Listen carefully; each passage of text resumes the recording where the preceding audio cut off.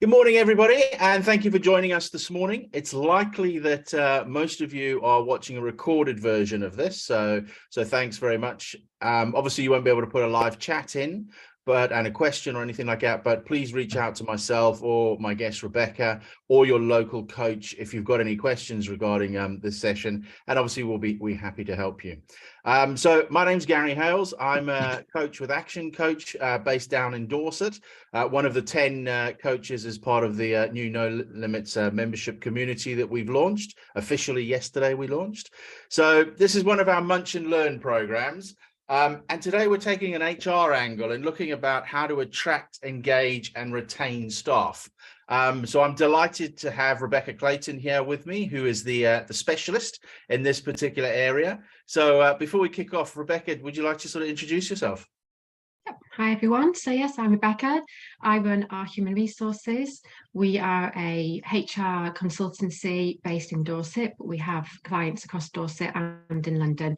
And we support business owners who are employing for the first time through to our biggest client who has about 60-ish staff. And that's us. That's great. Excellent. Thanks very much, Rebecca. So let's kick off from an employer's point of view. What are the key HR issues that you're finding at the moment that employers and business owners have to deal with? So I think there's three top issues at the moment. Recruitment tends to be an ongoing issue, and we can talk about why that is and some ideas around that. Retaining staff is another issue. So again, we can delve into that a little bit more, and dealing with complex people issues. I've seen an increase in issues from employees that employers are struggling with or having to deal with on a reactive basis. Okay, so let's delve into those then. Let's just talk about recruitment. I would say virtually every one of my clients that I've been working with have had a challenge in recruiting the right people. So what are sort of some tips and ideas about recruiting the right people that people can take away and apply in their business? Sure.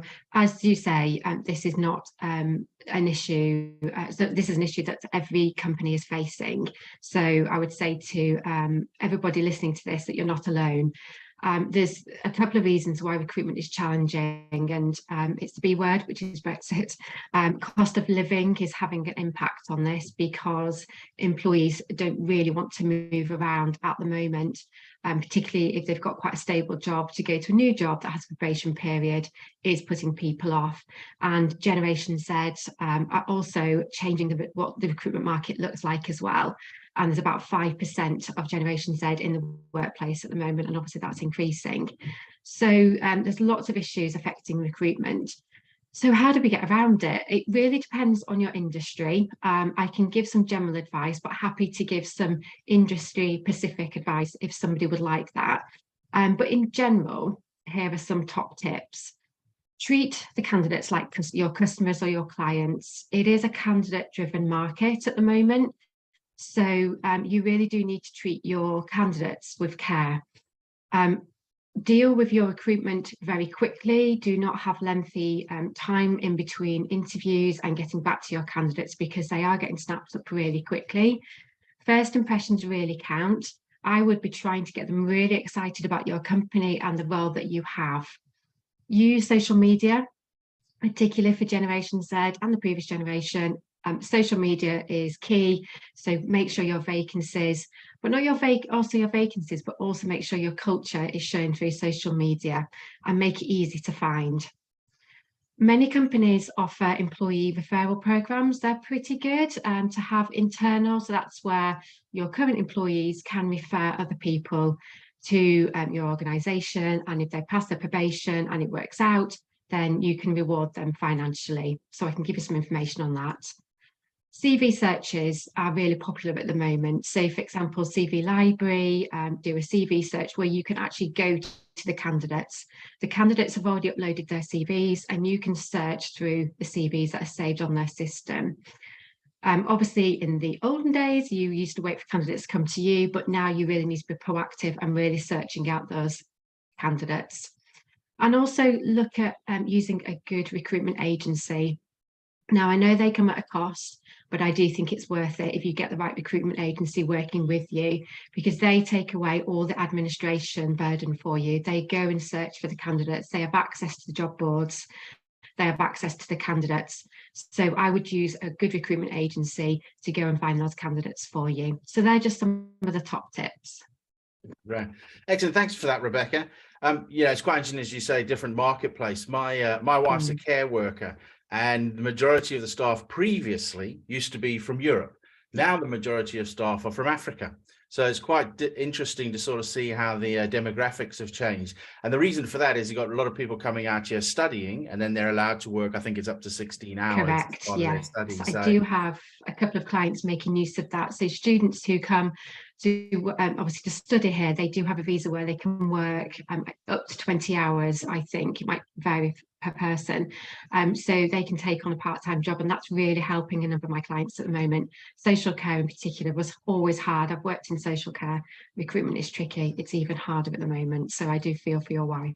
Yeah, absolutely. So she's never short of hours if she needs extra hours to work. I'm sure. So that's it. So as part of the recruitment process, Rebecca, something we use at Action Coach is profiling, and we use a DISC profile to help us understand, and the individual as well, their sort of preferred communication style. You know, DISC, standing for dominant and influencer, and it helps sort of identify the type of individual you're looking for as part of your team.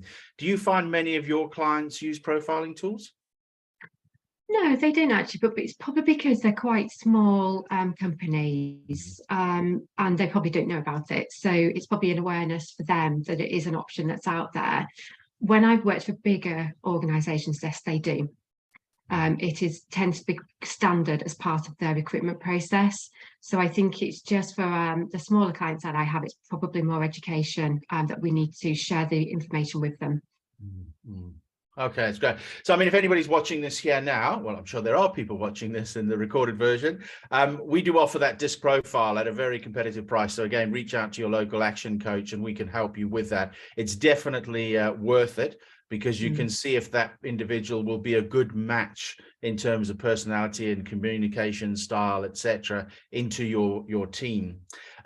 Another thing that we also use, and I don't know if you see much of this for your clients, is when you're asking people to send in their CV, is also to ask them to send in a 1 to 3 minute video on why they think they should, come and work with you and add value. Again, is that something that you're seeing more and more often, or is that being used by your clients? I think that is a great idea. I think if you'd asked me to do that about 5-10 years ago, I would have gone, oh no, but I think it is very modern these days. And actually, I think candidates that do that will really stand out. We are finding at the moment that there aren't, so it depends on which client. I've had 2 clients recently do some recruitment. One hardly got any applications as administrator role, normally inundated with applications. We've hardly had any applications, and it's working from the office a couple of days a week. I've had another client who has an administrator role, fully remote, and we had about 300 applications. Wow. However, trying to get the applicants to an interview was really tricky, because obviously they're applying for a remote role. They've been asked to come to London to do an interview. So that stopped some of the candidates. I didn't want to do that. Some candidates I couldn't even get hold of.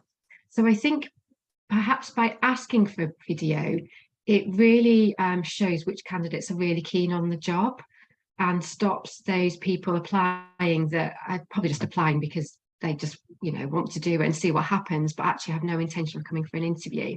So I think it goes back to the guidance. Make sure you're very clear on the job advert what you're looking for, and also if you were to put a video on, I think you might get a better quality candidate coming through. Yeah, I think that's the key. You're clearing out the people who really are not going to work for you. They wouldn't be ideal if they're not prepared to put a 1 minute video together. Then it's going to be a question as to what they will do when they work with you. So and if you've got 300 applications, that will wipe out quite a few of those early on as well. Agreed. So so, definitely. Okay, so if we move from recruitment to sort of retention, let's talk about what What do companies need to do to retain employees in this particular market, which, as you said, is a candidate employee-driven market at the moment? So I would start by asking your employees. So if you haven't done an engagement survey in the last couple of years or at all, I would be looking to do an engagement survey, and we use a fantastic platform called Engagement Multiplier. It's a fantastic way of finding out how engaged your staff are from truly, because it is anonymous. And also you can ask free text for feedback on free text. So you will find out what your employees are looking for. So I think it's really important to consider that first of all. Again, generally it depends on the industry, but it starts with the onboarding process. So we talked about recruitment. Hopefully you found your ideal employee. Make sure the onboarding process is as smooth as it can be and it's engaging as it can be.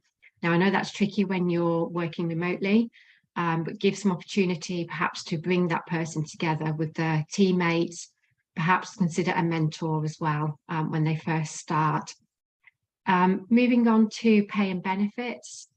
Well, I think we all know that the cost of living is having an impact on pay at the moment. So I'd be really looking at your rates of pay. If you think they're competitive, just make sure that they are, because people will turn you down if the salary is not right. They probably won't even get to the applicant stage. But there is more to pay and benefits. So the top 3 perks at the moment are flexible working, as you can imagine, paid parental leave, because obviously, you know, people have juggling responsibilities with childcare. So some form of paid parental leave is important, and remote work, as we've discussed. But there's other things you could do as well, and it's that employees might appreciate on a smaller scale, but it could be casual wear on a Friday. It could be discounts to sports events, or just bringing in some treats on a Friday if you're working from the office. But I think it really does depend on your company. And so asking your employees is really important. Don't forget the development aspect as well. Talking to your employees on a regular basis to see what development they would like from the organisation, and having a training and development budget is very important to make sure that each year you've got an amount set aside for your employees, and they can go on development that is helpful for them, but hopefully they can bring those skills back into the organisation as well. So they're probably the top tips at the moment.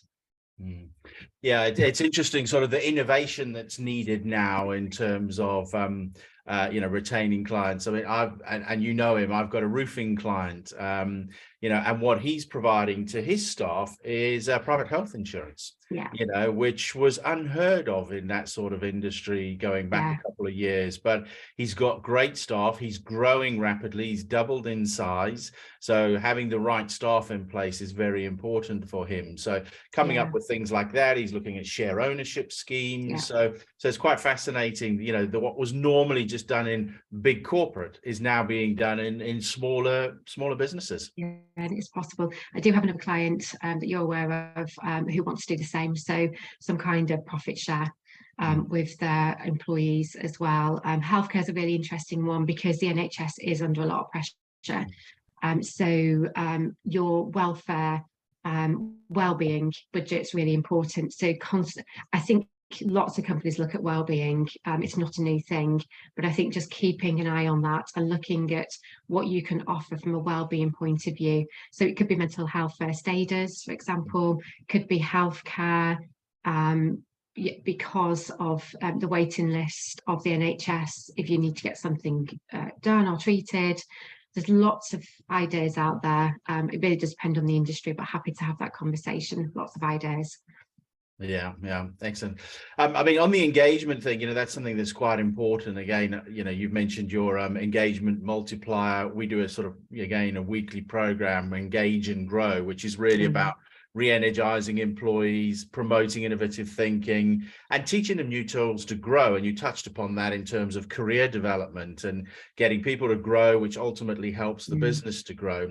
And again, the sort of executive coaching I do is sort of with the senior management, helping coach them and mentor them through development and, for managing themselves and their team and the business. It's all about helping new people into new positions and people who've been promoted within their business and existing businesses that want to continue to grow. So there's lots Yeah, of it is. support around there, because, you know, the most important thing, actually probably the most expensive thing, is if you recruit the wrong person. You know, that runs into tens of thousands of pounds. You just can't afford to do that. And I mean, I own a couple of other businesses, and, you know, over the years have recruited a lot of people and made the mistakes of recruiting the wrong person, and then you know, trying to unwind it is very difficult. So having that process in place is quite important. And I Yeah, guess sort when of, I sorry, go carry on, Rebecca, go on, on. no problem. Yeah, when I've done engagement surveys before, the top key things that really drives high engagement, it starts with the leader. So how engaging is the leader? How authentic are they? How involved are they? Do they set the vision for the organisation? The development's really important. So, you know, teams that get the development drives high engagement. I've just forgotten the other ones. The benefits are really important.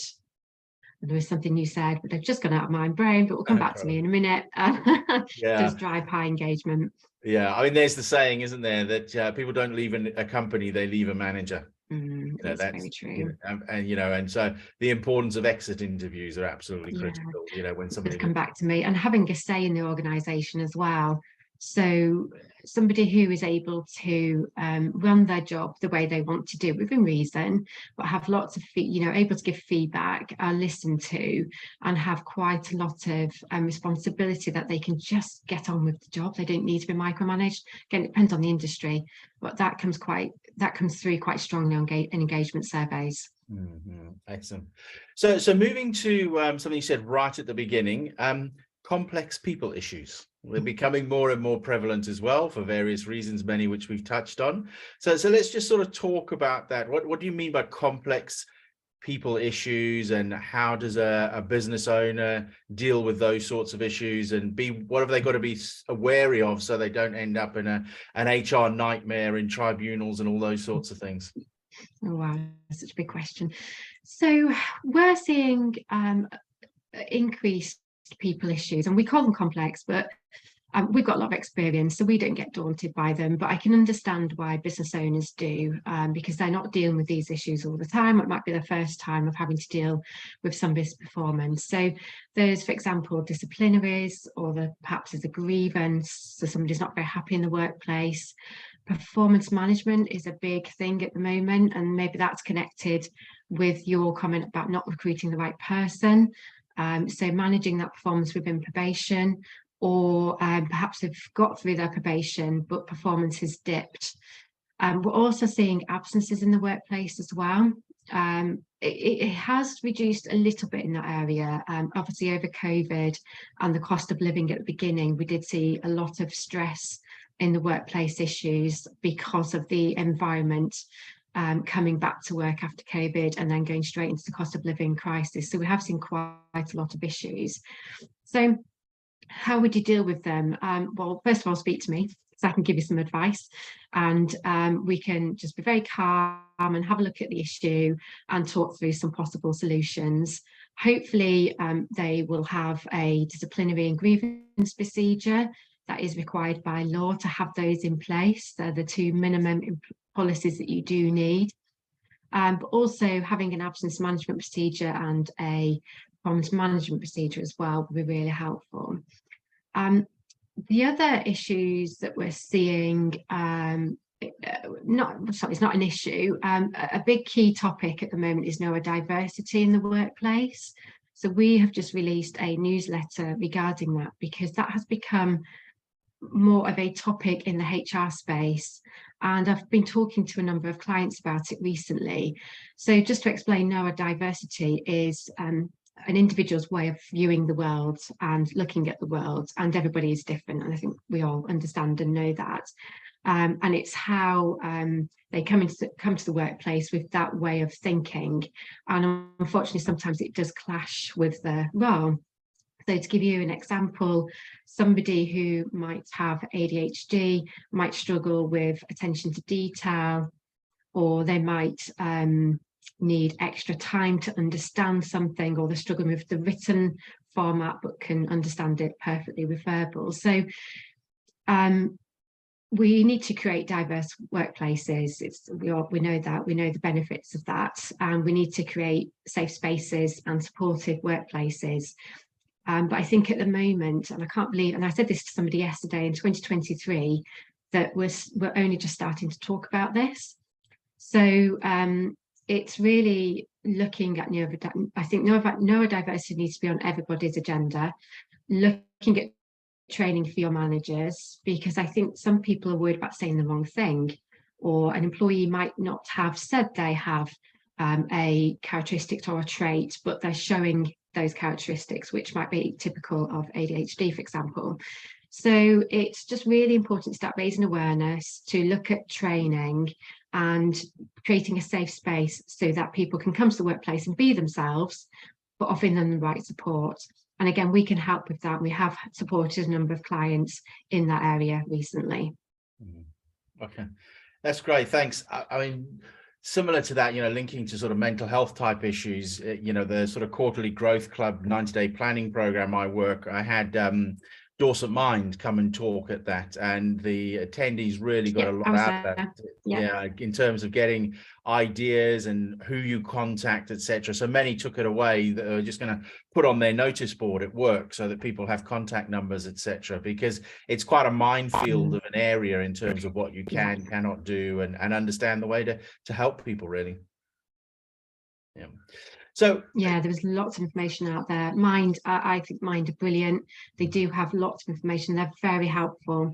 So, if somebody wants to ask for their local representative from URI, we can definitely help them with that. Great, excellent. One of the things I want to touch on, Rebecca, because it's quite relevant for something I've been working on at the moment with a client, is around contracts. As you know, I've got a client, a lady who's grown from 1 shop to 3 shops with 11 staff, wants to professionalize her business, so was going to bring in sort of HR employment contracts, and unfortunately was given some very wrong guidance by an individual. And thank you, Rebecca, you came in and saved the day on that. So in terms of contracts for businesses, again, how long do they need to be? What are the critical things we need to include in them? Because this one that was given was a 100-page document, which was really quite over the top and quite scary for the business owner to suddenly be faced with that. So what sort of guidance would you give in that area? Sure. Okay. So when you're starting to employ for the first time, there are 3 documents that you need, and 3 documents only. So one is the contract of employment, which you've talked about, and the other is a disciplinary policy and a grievance policy. That's all you need. So keep it really simple when you're starting out to employ for the first time. The contract of employment, there are templates on a very well-known website, and they are fine, but they're very basic. So it really depends on your organisation and what you need in your contract. I have a client that wanted to go down what's called an honest contract, so really stripping away all the detail in their contract, because they just felt that their contract that they had did not suit their culture. So we created an honest contract, and you might have heard that through another organisation doing it, a very big organisation doing it. So she just wanted the basic information in her contract. When you're quite a complex organisation, you might want other clauses in there. So if you are in a very competitive field and you have very sensitive data, you might want to consider having a very good confidentiality or restrictive covenant clause. The contracts that your client's talking about, a lot of it wasn't really relevant to her business.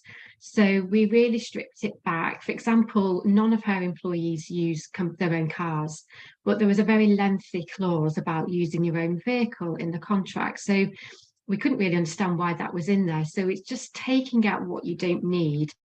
So there is no, there's no point in me saying it should be 7 pages or 10 pages, but I think it really depends on what you want and what protection you want for your organisation, but you don't want to put people off. And if you've got a new starter, you've gone through this really difficult recruitment process, you've really struggled to find somebody, and you give them a contract that's 15 pages long and a handbook that's 100 pages long, that's going to, I don't think the employee will be very happy. It doesn't support that onboarding process that we talked about right at the beginning. And in particular, this handbook had a signature at the bottom asking the employee to sign it. And again, that's quite unusual. You're asking an employee who's just started with you to read a 100-page document and then sign at the bottom. It just didn't really suit this person's culture. So we've just really stripped back the handbook. A lot of it repeated the contract anyway. And you just want it to be a positive experience when somebody starts, albeit you do not need that protection on the company. If that person decides to walk out and not give you any notice, for example, you're within your right to say, look, you should be giving me notice because I'm going to struggle to recruit to replace you. So I do need you to work that notice. So I think it's just getting a contract that works for both the employee and the employer. That's the question. Great, thanks, Rebecca. There's a lot to cover in that area. There is. It's a huge area. Yeah. Again, the clients I work with, majority are on a massive growth phase. So it's then about recruiting people, as we've mentioned. And sometimes they don't want to go down the full employee route. So, there's options like outsourcing. And then there's also the 0 hours piece. Now, I know the regulations changed last year around 0 hours, which I don't think everybody's really aware of or cottoned onto. So how does 0 hours work in light of sort of the change in legislation that we've seen?